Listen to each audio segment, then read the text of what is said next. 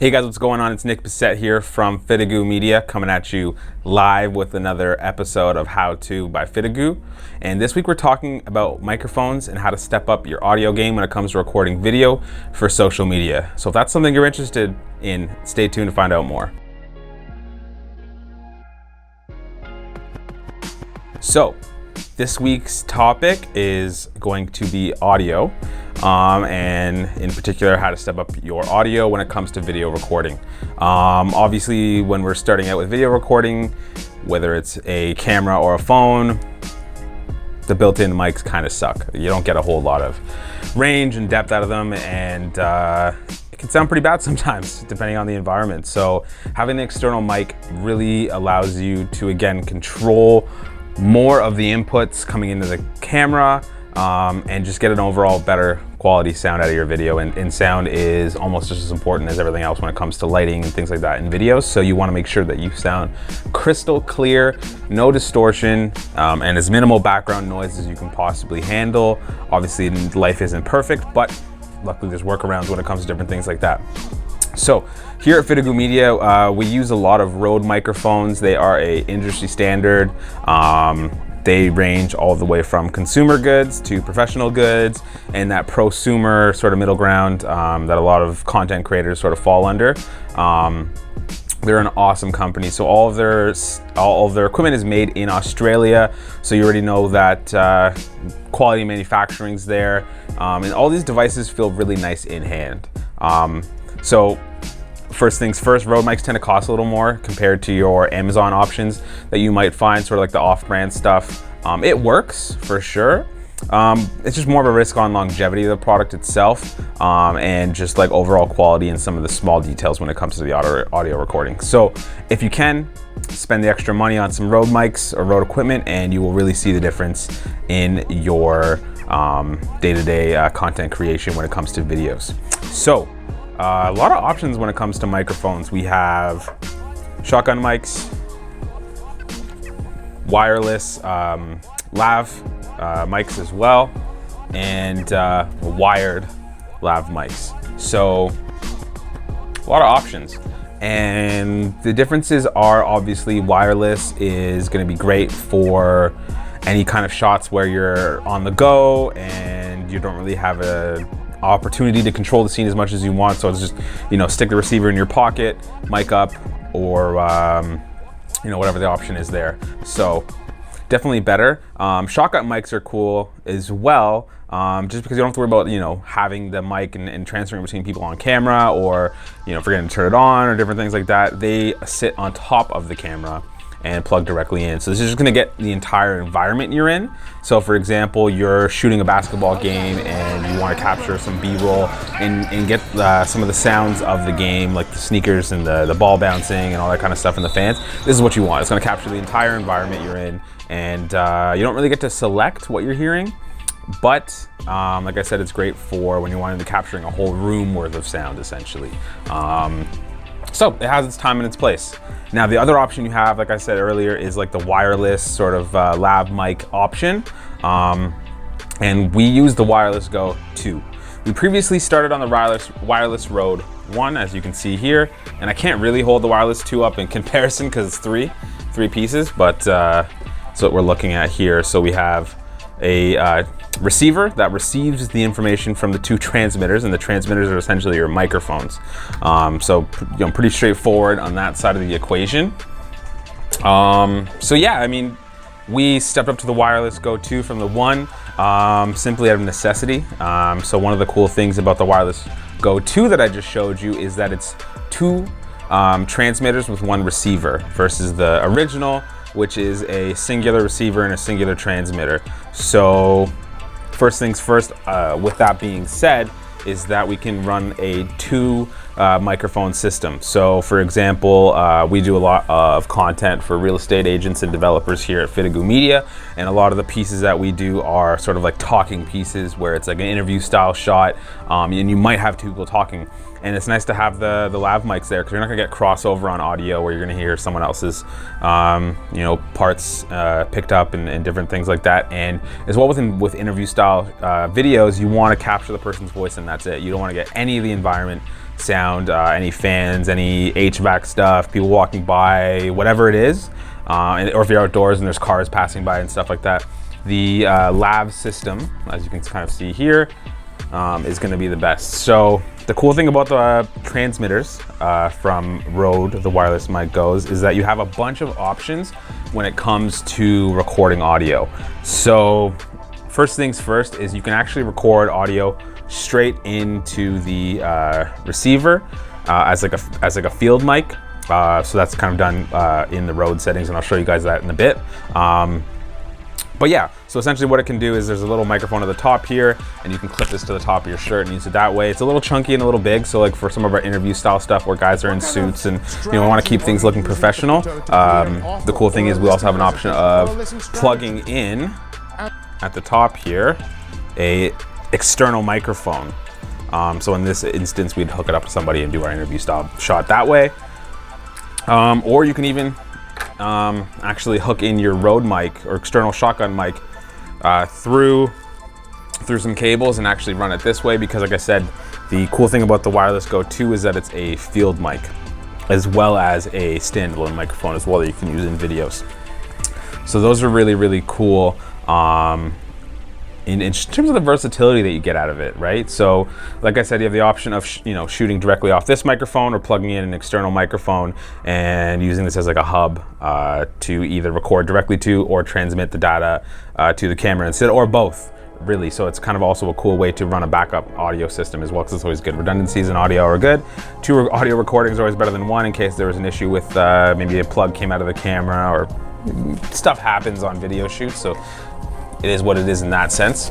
And so the cool thing about the Wireless Go 2 is that it has the option to, like I said, go into the app and mess around with that, and you can actually change the decibel levels so that you get a better sound and you can step up your audio game, because more control equals a better product, because you can get exactly what you had in your head onto the camera or the computer, depending on what the situation is. So in that sense, the more options, the better as a creative. I think that's sort of a running theme in a lot of the videos I make here. So yeah, that pretty much covers the Wireless Go 2 mics in terms of that kind of stuff. Pretty straightforward. Not super simple, but that's kind of what we're here for, to answer any of the questions that you guys have about that. So the shotgun mic. This is the wireless, this isn't a wireless, this is a wired mic, because this is a shotgun mic. So the shotgun mic, this is a Rode Go mic, I believe it's called. And super simple, it's just a microphone, that's it. And you plug it in, no batteries, nothing. So as an entry-level microphone, this is a great option because there's no thinking involved. One of the downfalls though is that there's no audio control. So you can't control how much sound this microphone picks up. But there's sort of a workaround with that. So the reason why I went ahead and actually got this as my personal microphone for my own content and for FTGU is that our Sony cameras that we use, whether it's my A7 that I use for photography or the A6400 that I use for videos, they both have a built-in preamp. And okay, well, what's a preamp, Nick? Well, a preamp is a way to essentially control the pickup in camera, and the camera, instead of the pickup being controlled on the microphone, it's being controlled on the actual input of audio going into the camera there. So you do have control. So if you're in a really noisy environment, you can actually, tweak the pickup so you can pick up some of the quieter sounds in the environment, or depending on the situation, if it's, you want to, pick up someone who's really quiet talker or something like that, you can pick up the audio as well. So that's that. Now you can buy options. There's tons of options from Rode with built-in preamps. It's just going to cost you more money. So a lot of things to think about there, but what you can do for yourself is go ahead and Google the camera model that you currently own. And from there, you can see if you need to buy a microphone with a preamp, or you can get away with what we have and control the audio settings from in camera. So really quickly before we finish up, I actually want to show you guys the Rode Connect app and just some of the cool stuff that you can do with it in terms of like the decibel stuff I was talking about, and the recorders and things like that. So we'll jump into that right now. All right, guys, so we're here at the Rode Central app. So this is where you're gonna control all your settings for your receivers and your transmitters as well. So it's pretty straightforward. What you're gonna do is go to Rode Central, type that into Google, or type in the microphone that you have, so like the Wireless Go 2, download the software, and then from there, once you've downloaded the software, you'll plug your mics in, and then it'll prompt you to update the Rode Central app. Obviously, you're going to want to go ahead and do that because that's going to allow you to actually go ahead and start changing the settings and open up the firmware update as well for the microphones. So firmware version that I'm using currently is 1.6.8. Is the newest option, and that allows you to have the field recorder option as well as the more controlled decibel settings as well. So I'll reference the screen above me. You can see that the wireless Go 2. We'll go ahead and click that. RX is receiver and TX is transmitter. So we'll go ahead and click on the RX. Awesome. So we have this screen here, and it is pretty straightforward. You got your battery life, internal clock just from a timestamp perspective when you're recording your audio, firmware version, we know that already, and hardware version. Don't know what that means. I'm gonna assume that's like your serial number type of thing there. But anyway, not important. So let's get to the important stuff. So remember how I was saying in the settings, you can either have it so it's quiet, medium, or loud. Well, to change that, you're gonna wanna go into gain mode. So if we're in coarse mode, course of the gain mode, you can see that it's like just these very simple high, low, mid. That's it. We'll switch over to the fine, and it actually gives us the decibel option for up and down. So pretty straightforward. And then from there, with the fact that we have two microphones here, we either have a split mode, which would create a left and right channel for the appropriate microphone, or merged, which is just one audio file for both microphones. If you want to post-produce and actually have the ability to kind of play with that in Premiere Pro or Final Cut, you're going to want to go ahead and change that to split, and from there it just gives you more options in that. And then you have backlight or marker for the button on the top of your receiver, and backlight, well, backlight, you press it and the backlight turns on, super straightforward. And marker, that's just so you can mark in a recording. So if you're using it as a field recorder, you can just tap the button and it'll make a marker in there. So if you're maybe doing another take and you want to make a note for yourself in the recording, that's all that's going to do. So it's nothing crazy there. Cool, that's pretty straightforward. With the receiver, it receives information. Not a whole lot you can do from there. And the transmitter, this is where it gets kind of fun. So each transmitter, you're going to want to change the settings because they are controlled separately. If you change one, you're not going to change the other. So it is what it is there. So we actually don't have any recordings because I haven't recorded using that microphone because I've been using it in the video and I'm recording straight off camera. But you can come over here.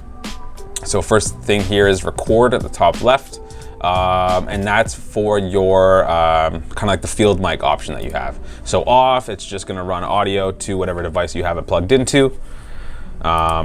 Always, it doesn't matter. You turn it on, it's going to start recording as long as the receiver is on.